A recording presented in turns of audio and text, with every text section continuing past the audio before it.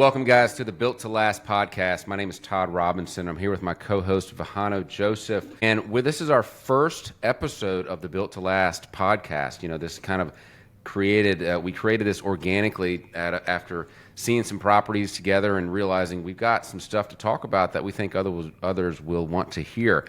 And, we called it Built to Last podcast because everything we do in life, we're trying to build something to last, whether that's your family, your faith, your community, your business, your personal relationships, everything you do in life, the aim is to build something to last. So we hope this podcast will be a source of inspiration for those that listen, and we're excited to be together on this journey. So Vehano, why don't you tell the audience a little bit about yourself and how we got here? Yeah, thank you, Todd. And listeners, so excited to share our stories with you and in the future bring on exciting guests that are just able to share their wonderful stories and just experience. And, I'm a firm believer in, you learn from others and there's certain things you take from other people and you put that in your toolbox and it helps you grow and scale and achieve immense success. So, my background and my story is I'm originally from Cape Town, South Africa. I'm a chartered accountant by trade, or US equivalent to be a CPA, and I always make this joke. I'm a recovering CPA. Spent my time in the public accounting arena and did a bunch of busy seasons and all of that for 7 years. And then I transitioned into management consulting, where I spent the majority of my time working on Fortune 50 companies in the M&A space, acquired in company acquisitions, divestitures, or roll-ups, all different types of strategies, and then also just process improvement, enhancement, and that kind of stuff into real estate after spending a very brief amount of time working in the corporate accounting environment, and learned very quickly that large bureaucratic companies wasn't my style, and it's not where I wanted to spend my time. And so we started doing real estate, and that's how I met Todd, and we've been friends and partners ever since, going on 7 years. Mm-hmm. We've done transactions from Florida to Texas to Nashville to Georgia, right? So it's been awesome. And I think, to echo what Todd said in the intro, we want to bring value to you guys with not just real estate, not just the things that we're doing in our day to day, but we want to bring the whole picture to everybody. I think we all get so encaptured into this whole idea that this person's this specialization, right? Like, this is this multi-million-dollar guy, but there's so many facets to that success and so many things you have to work on, right? So family, 100%. Religion is like, and we want to share our knowledge and help you have those skills. Yeah, I couldn't agree more. I mean, it's the full picture. If one part of your life is lacking, then something else is gonna falter. Yeah.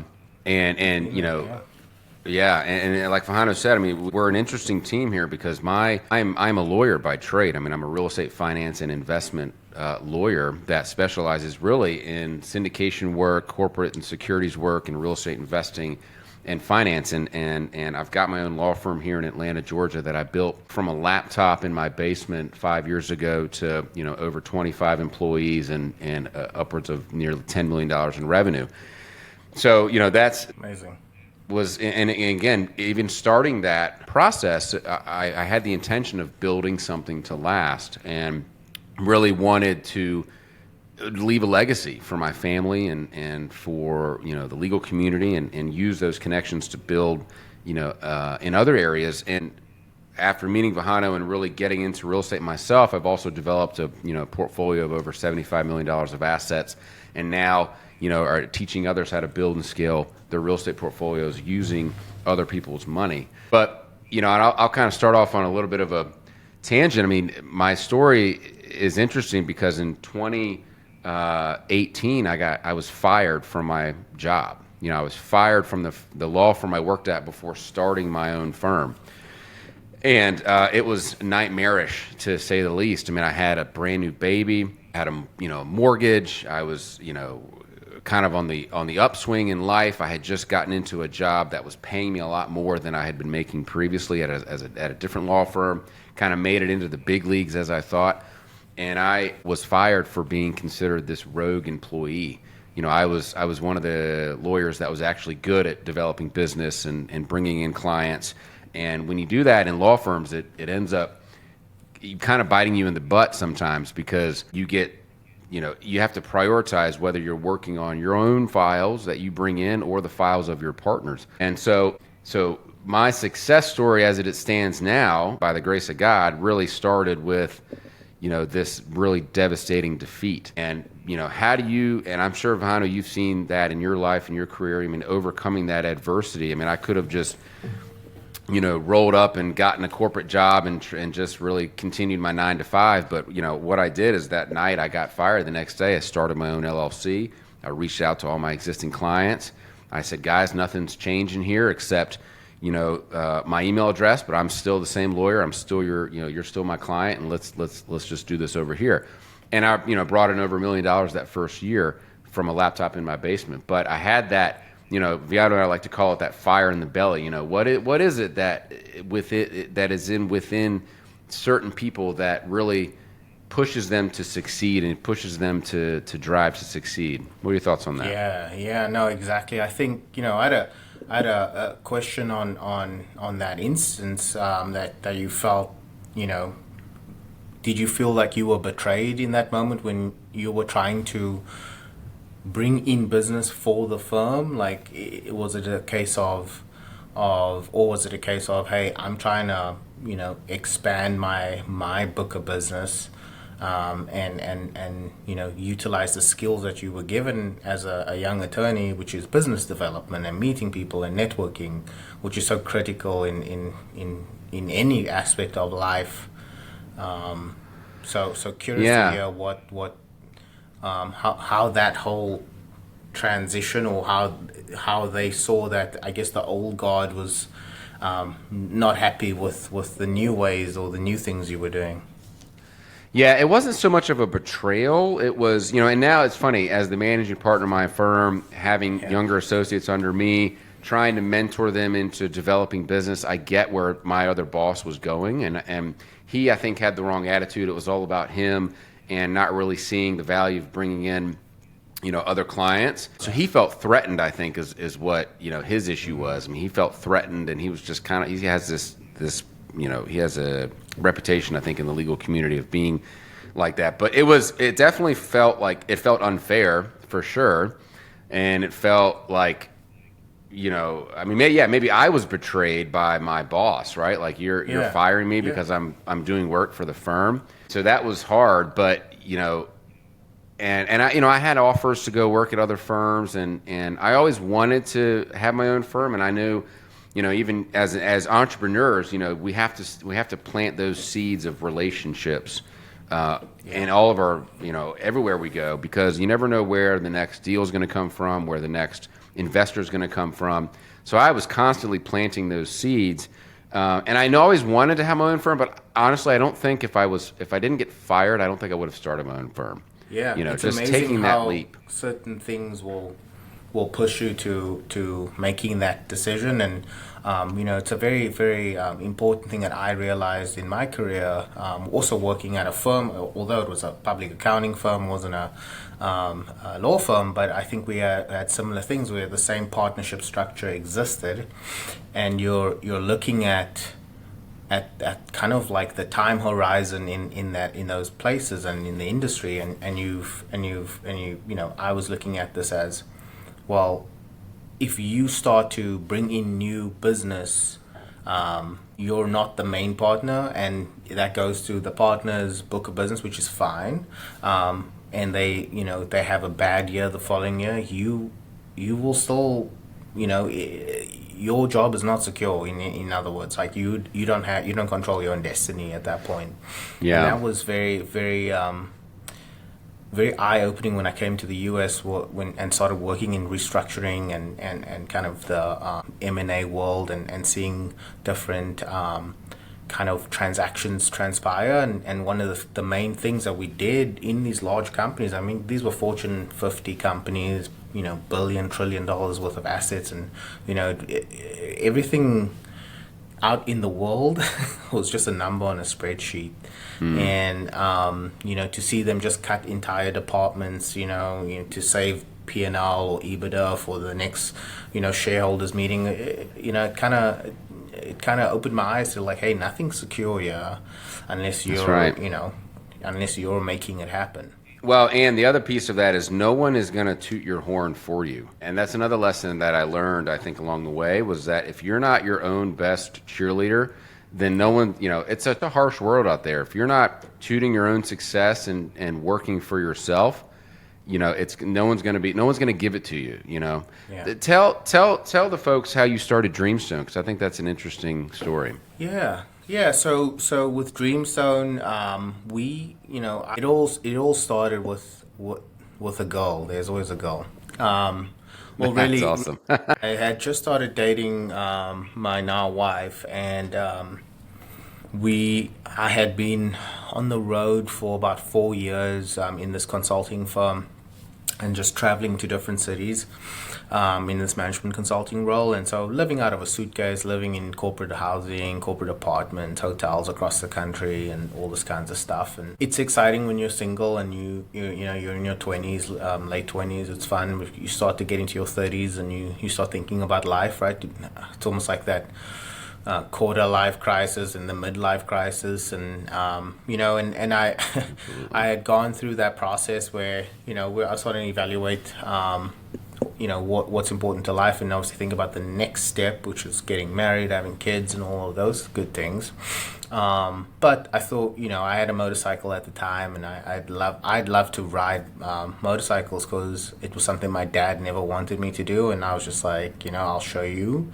And I learned how to ride motorcycles, against my dad's will, essentially, back home, and it was something, as soon as I had the means to do, I bought myself a motorcycle here in the US, and I actually enjoyed just exploring, and it was kind of like one of those good like releases, where you just have, you're working a busy day, and you just get on your bike and you go. I used to go up into like the Carolinas, into the mountains, and just be hyper focused on not dying. And that was the kind of cool thing that kind of made me let go of like all the stress and whatever, and just be focused on one thing and enjoying nature and being outside. And I got to my fast forward a few years, and I was engaged, and I think we were married, and then I ended up having to sell the motorcycle, and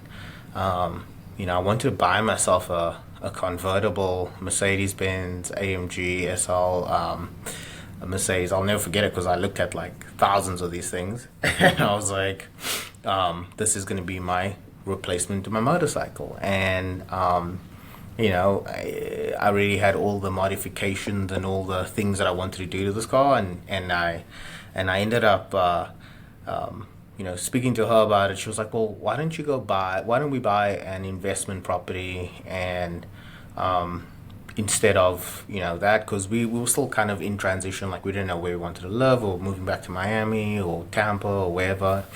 And so we ended up I started researching this, because in South Africa, you have your house and your holiday house, your vacation home, and that's kind of real estate for the most part, unless you're like in construction or that kind of thing, because we don't have the same ability to acquire. You can, but it's very expensive. Acquire an entire multifamily building. You can buy.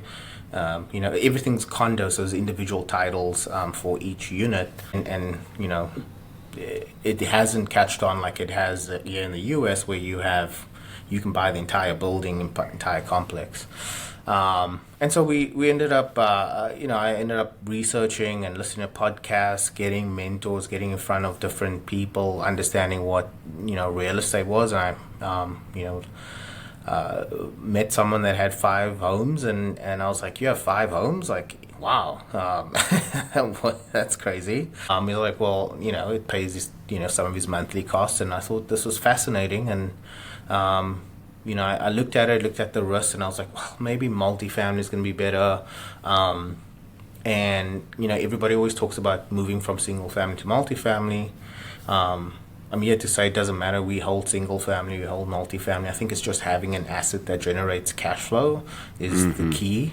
And how you get there is up to you. Don't put the pressure on yourself and of trying to, scale too fast. And we started with a duplex in Tampa and a 7-unit in Tampa, and then I found my business partner who we met through a real estate group, which just shows you the importance of being part of a community, and even if it costs you money to join that, it's worth every cent, because you're 100%. Going to develop those relationships, have those mentors that can help you get through those roadblocks so much quicker than just you stumbling and figuring it out. Someone's been there already. You don't have to reinvent the wheel, but it's great to have that guidance.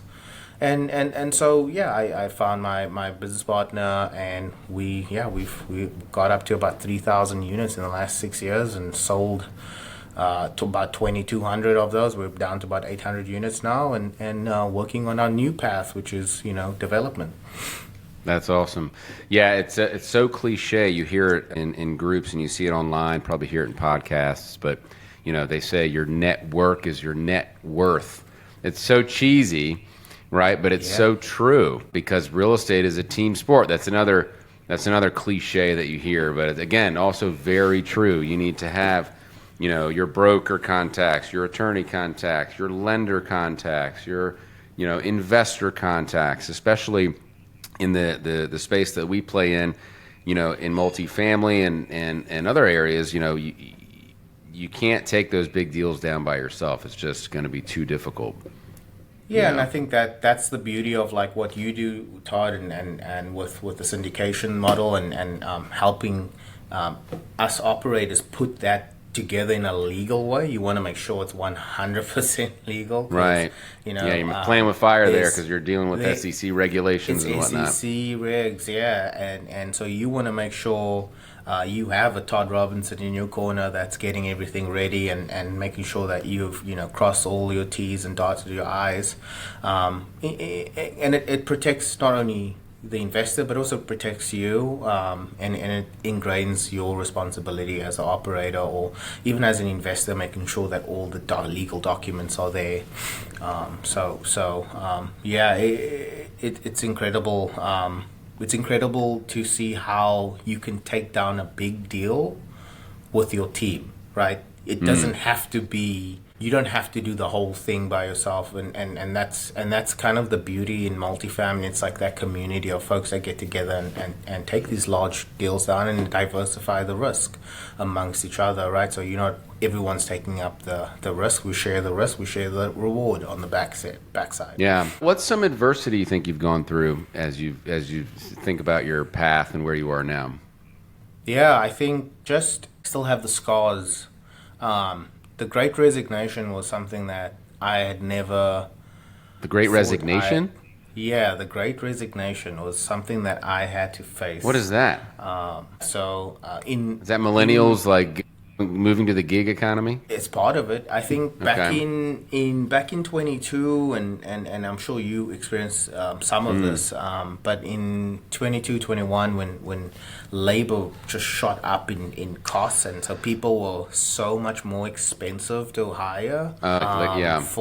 And they would just quit, right? So you had people not being productive, willing to, if they don't get that raise that they are looking for, they'll just sit and do nothing. And I had that going on at one of my companies, and we've also acquired a few companies over the years, and tried to scale and grow, which that we have, and now it's a matter of or back in with the Great Resignation is something that I had to overcome. Is like how to manage people that are unmotivated, and not unmotivated, but it's more of a matter of like they're just not happy with life. So I think COVID kind of changed people's perspective on what is my purpose. Right. What is I think a lot of people got to that point, right? So, for me it was trying to find and align people's self vision with what they're doing in their day to day. Is very challenging. It's very challenging as a business owner. Yeah, that's interesting. How do you? It's almost like trying to find that out in the interview process, and it's so hard, even legally you can't ask certain questions, right? But how do you find the right employees, the right partners that align with your values and vision, but also that align with your values and vision, but they are also going to stick around, that. Yeah. These days, people, I review resumes all the time for the law firm, and it's, like I was talking to someone yesterday, and she's had 7 jobs in 10 years. And, there's an excuse for each reason why she left, and perhaps none of it's her own fault, but you still kind of, that's normal. No one... It has changed, right? It used to be like, lifers, like people... I know, lifers, back years. in the... even, 50s, 60s, 70s, that was, you get a job, you hold it for 30 years, and then you build the American dream. Yeah. I've got and we'll bring on some guests onto the podcast here in the future, but I just have some that are like still have their first employee with them. They still have their first, and it's like a 40-year-old company. So what's the secret sauce there, right? It's just incredible people that you take care of, and that's it. Yeah, it's valuing the and as employers, you can't just be all about the bottom line, Well, and I think to that point, if you've started a company and brought it in, a little bit different than what we've done. We've acquired companies, so from the mergers and acquisitions world, I now get it why some companies just sunset those positions, because you hear this constantly. That's not how we used to do it. This is not how we used to do it.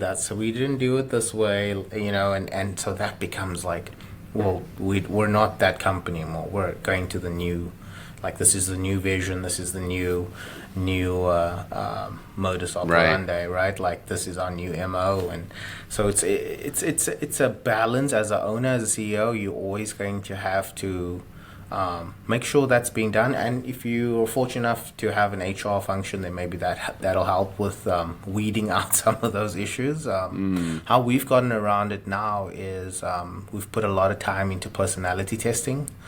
And so we use Myers-Briggs scores and just to get a little bit more insight into those folks that we are bringing into the organization, to see if they're even a cultural fit, just based on their personality scores.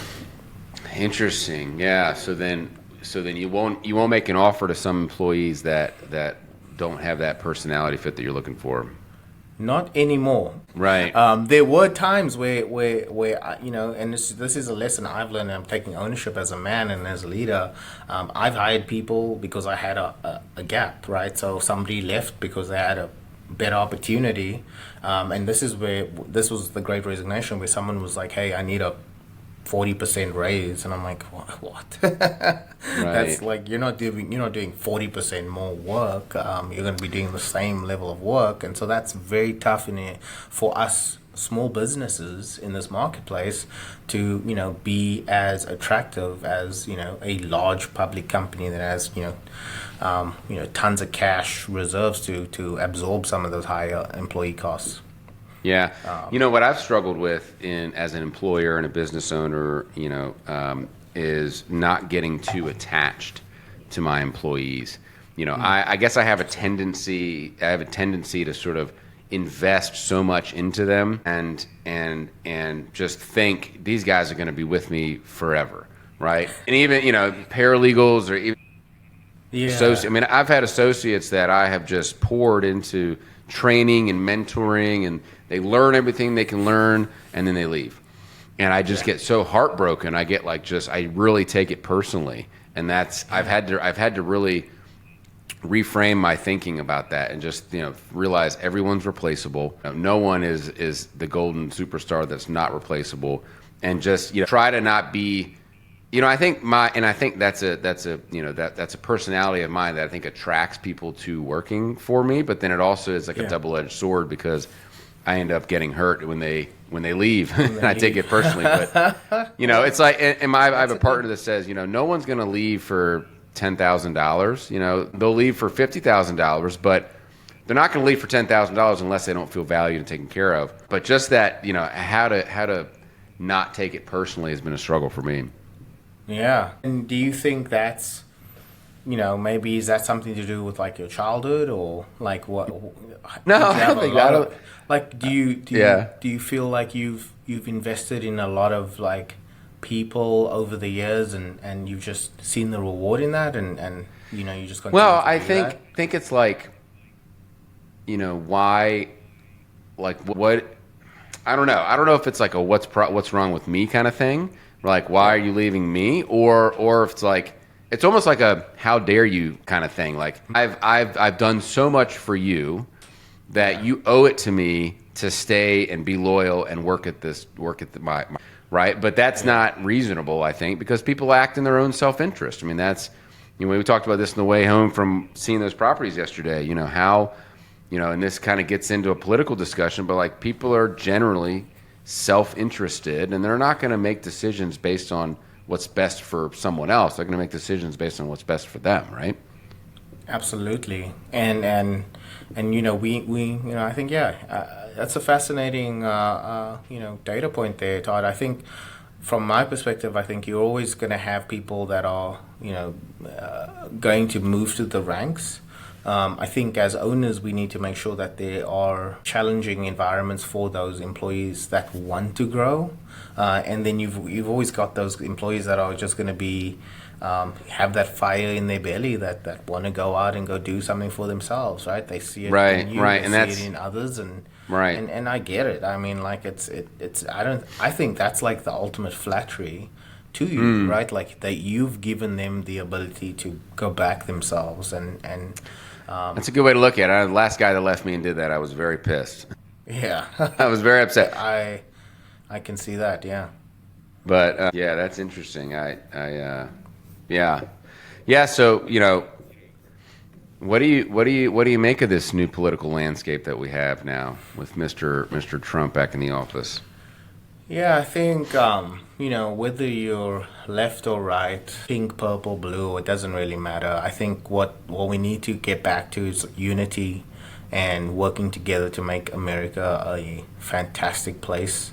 I think for the last 3 years we've kind of been on kind of eggshells. I don't know if you felt that. I felt like everything was kind of teetering. We don't know what to expect. We don't know what to do. I think with some firm leadership in the White House, and again, I don't think that, coming from another country, I don't think that the president of the country makes all the everything involved, kind of changes everything. I think the president sets a tone and sets a kind of the vibe for the country, if you will. And I think we've been afraid to discuss and debate.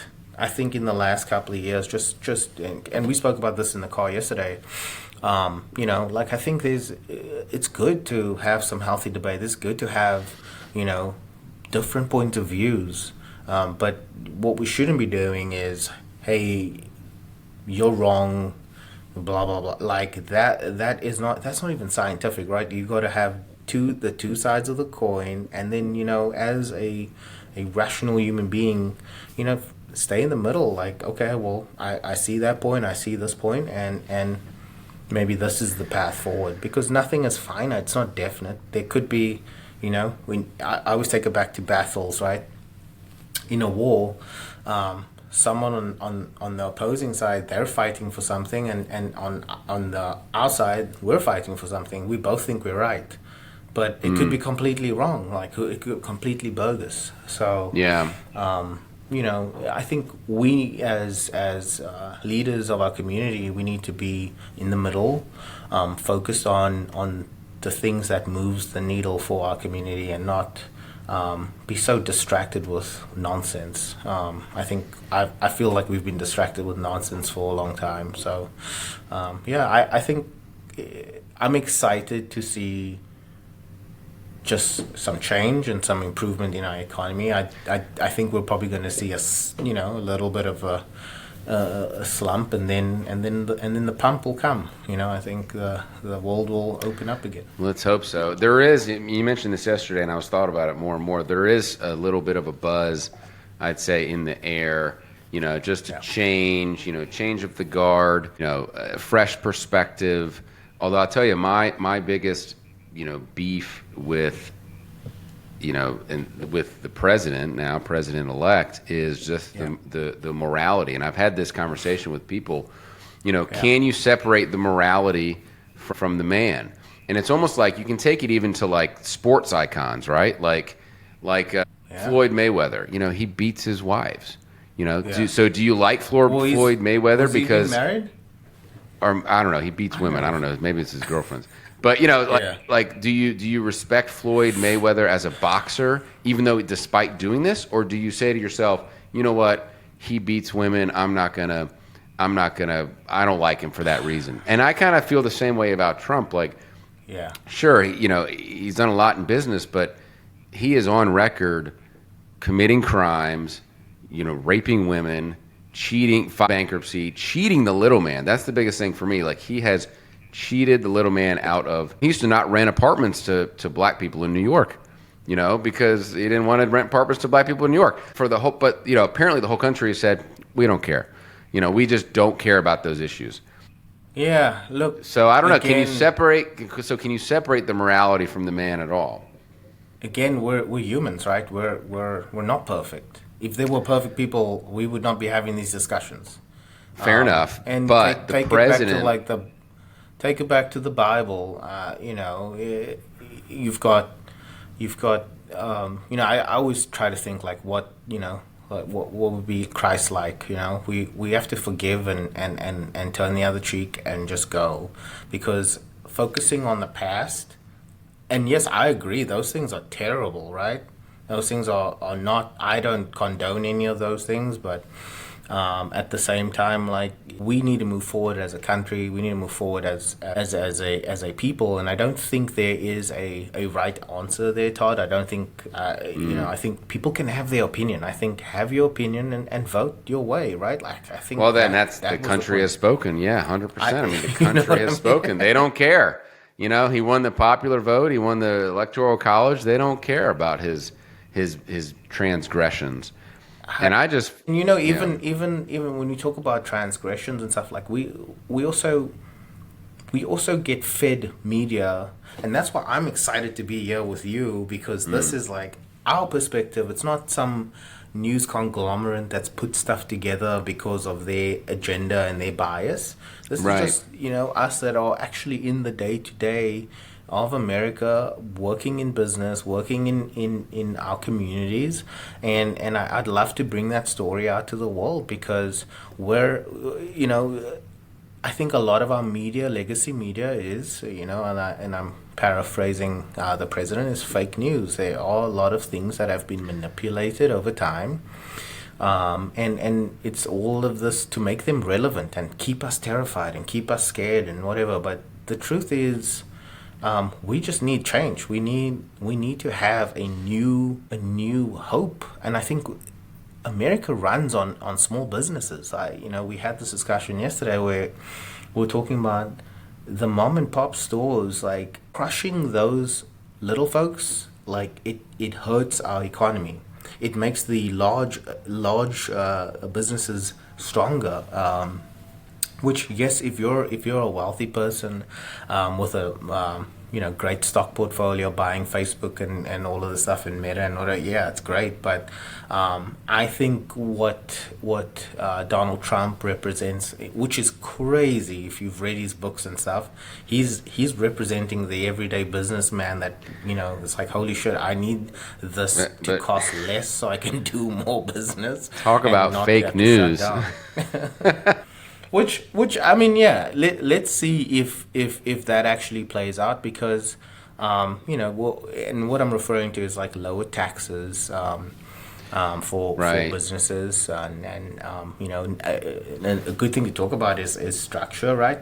Todd is a corporate attorney, so guys, like, having that stuff done properly is super important. Like, I can't even stress that enough. LLCs. No one cares about their operating agreements until something goes wrong, right? Until it goes wrong. So don't get caught, caught off guard. Like, make sure you're consulting with appropriate attorneys, and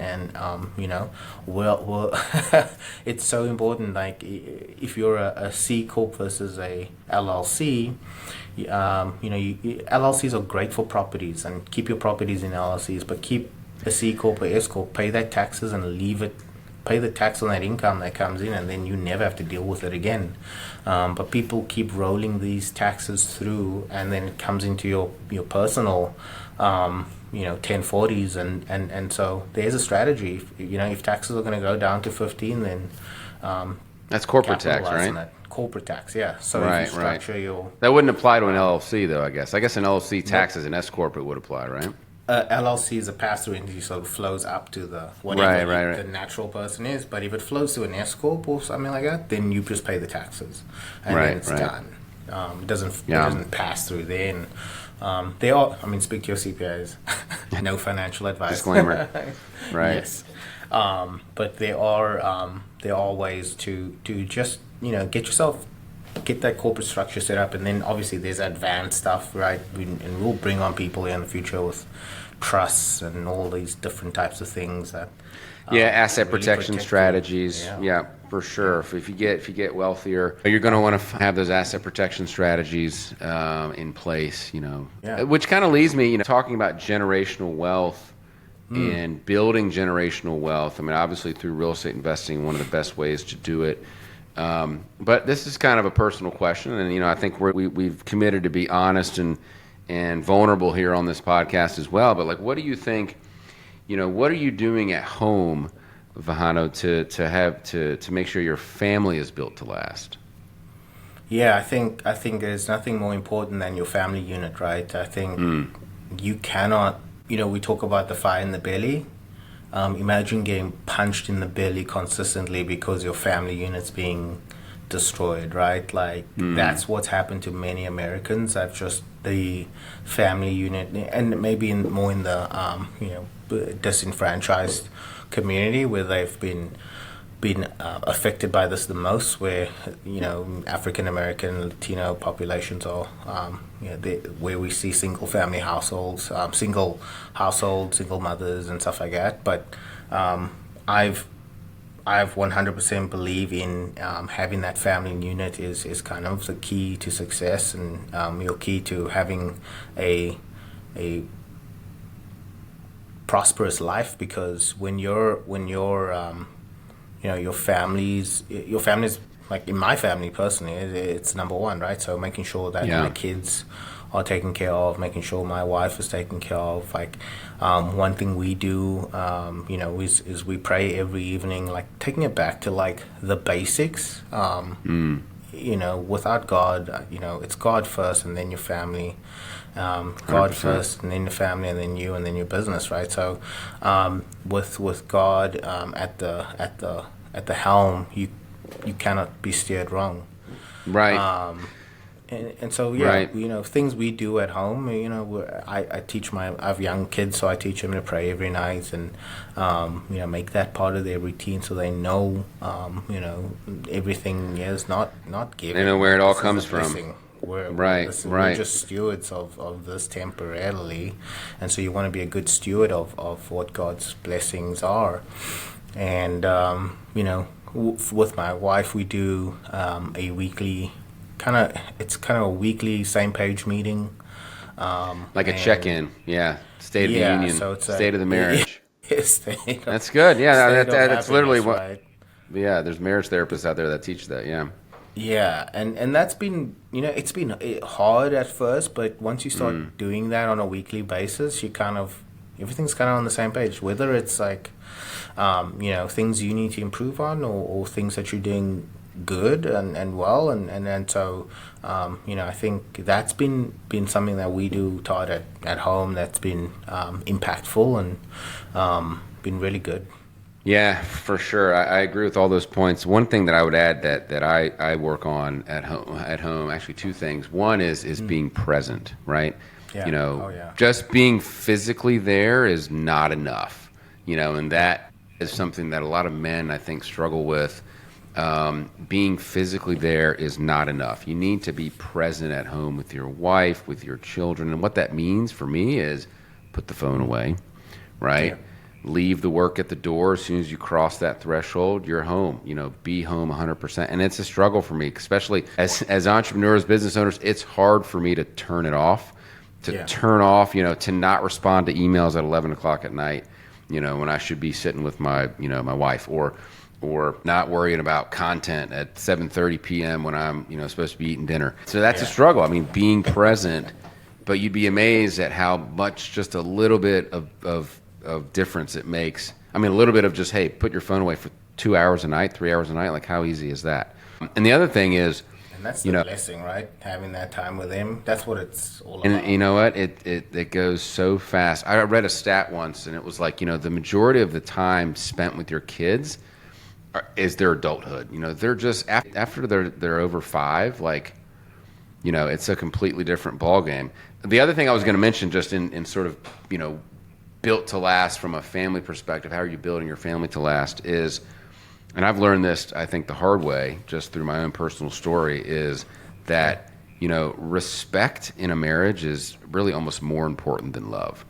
I would say, from a man's perspective, a man needs respect more than they need love.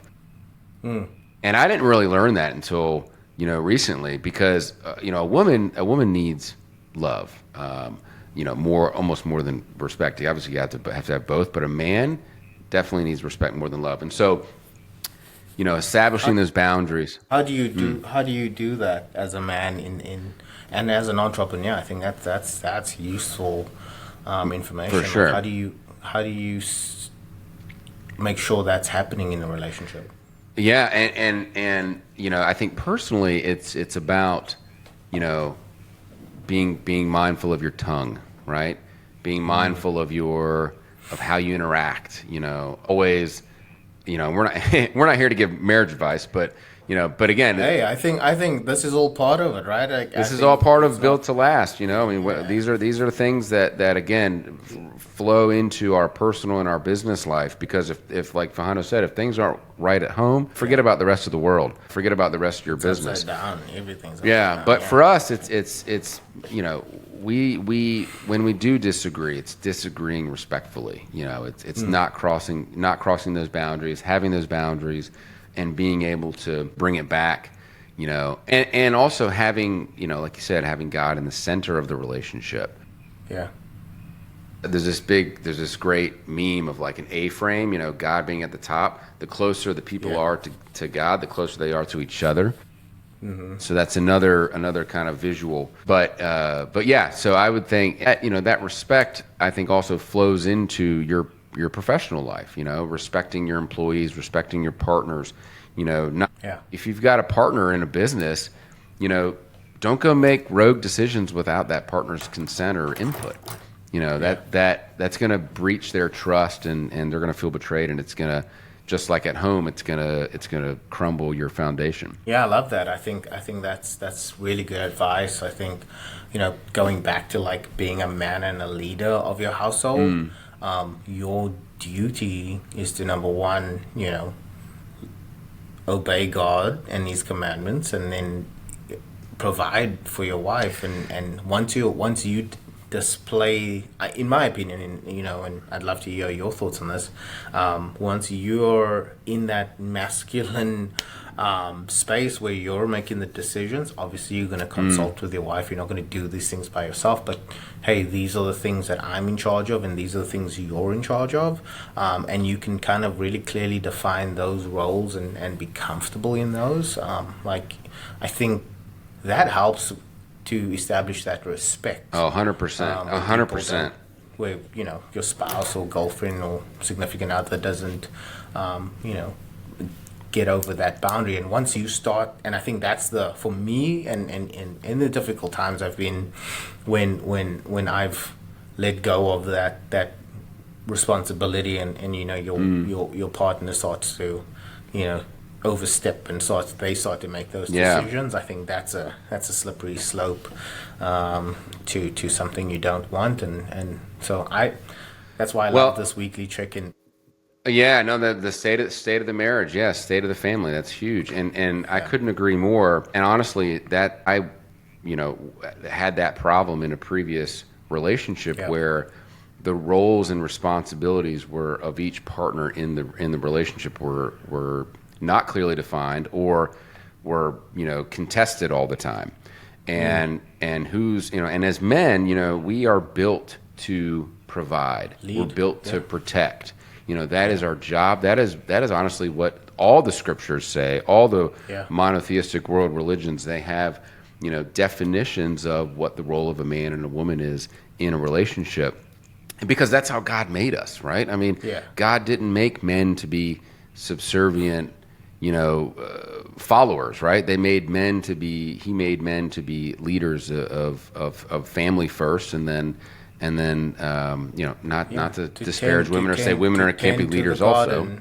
I mean, we can be frank with that. I think you don't want women I don't want women fighting in the military and dying unnecessarily. Which our new Secretary of Defense takes that position as well.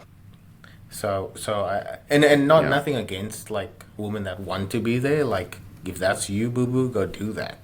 But from my perspective, and I think you wanna. I think a woman is really it's a woman should be in her feminine.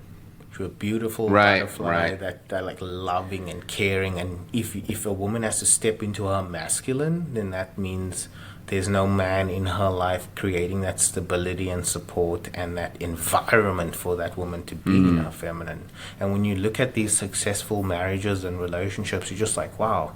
I have a friend that, hopefully I can get on this podcast here in the future, but his wife is she looks like she comes out of a Coco Chanel advert. She's so floaty and lovely and feminine and just really, really, really amazing. And I think that's because her husband gives her that space to be feminine, and I think that's our goal as men, to be those providers and provide those things.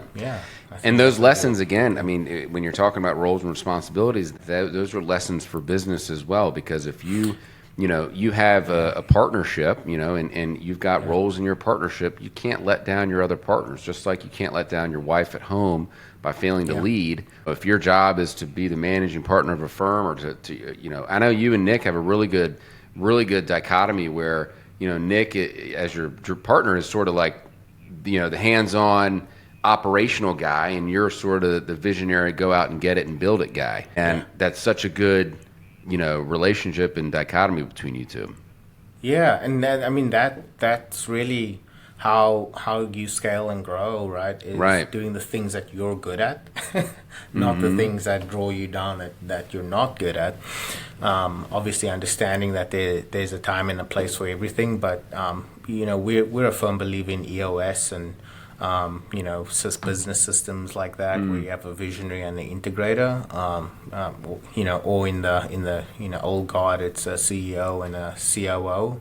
Right. No successful company exists without an amazing COO and just somebody that's operationally strong, that just wants to execute every day, and that's how they get fulfilled in life.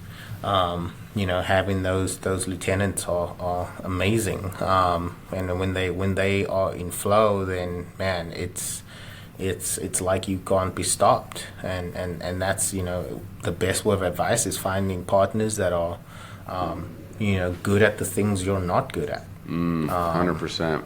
That really helps. That really helps. Well, at least it helps in the greater scheme of things to move the needle forward. Right.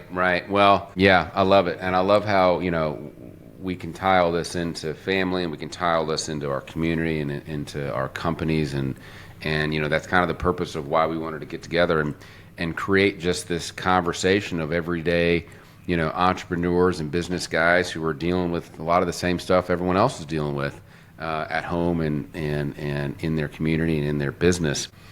So we got about 5 or 6 minutes left here. I think it's important for our audience to know that, we're going to try to do these weekly. And a lot of times, Vehano and I are going to just be talking and kind of giving you our insight about the market and, insights that we can provide. But then we're going to bring on guests as well. And those guests can be a wide variety of people that, kind of follow our vision of what does it take to build something to last, because I think that's everyone's goal. Yeah, exactly. So, we want to bring those folks on that can, add those tools to your toolbox and just give you exposure to some of the incredible people that are doing great things in our country. So, I think, Todd, is there a way that people can follow you and kind of get updates of when the next podcast is? Absolutely. Yeah, we're gonna. My primary platform is through Instagram, so I'm at Syndication Expert, because I mentioned earlier I kind of I coach real estate investors on how to grow and scale their real estate portfolio using other people's money, and it's Syndication Expert, and also through the law firm. But whenever we post this, we'll put that in. And Vehano, tell the folks how they can reach you as well. Yeah. So my Instagram is I am Vehano Joseph, and the link will be in the description below. Feel free to DM me. We also have a platform where people can meet weekly and have their bottlenecks cleared, and whether it be in buying your first property or scaling past 10, past 20, past 30, because we've done that now over the years. And join us and go on the journey together, because community is what we're trying to build, and that's the important thing that we as leaders have to do, is get the right people together and make things happen. I think that's what we're excited about. Absolutely. All right, guys. Well, I think we'll call it for today. Be on the lookout for the next episode. When it drops, we'll let everyone know. I'm Todd Robinson. And I'm Vehano. See you later. See you later.